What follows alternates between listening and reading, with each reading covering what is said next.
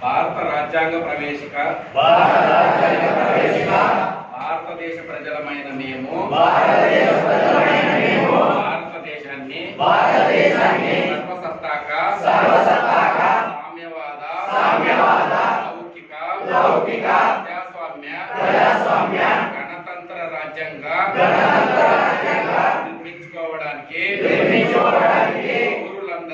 పౌరులందరికీ సాంఘిక ఆర్థిక రాజకీయ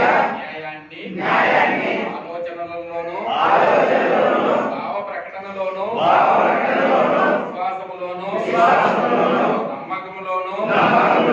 ఆరాధనలోనూ స్వేచ్ఛను స్థితిగతుల్లోనూ అవకాశాల్లోనూ సమానత్వాన్ని కూర్చడానికి అందరిలో వ్యక్తి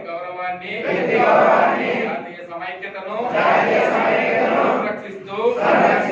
సౌభ్రాతృత్వాన్ని పెంపొందించడానికి 1949 నవంబర్ 26న రాజ్యాంగ పరిషత్తులో నిర్మాణం చేసుకొని శాసనంగా రూపొందించుకున్న ఈ రాజ్యాంగాన్ని మాకు మేము సమర్పించుకుంటున్నాము.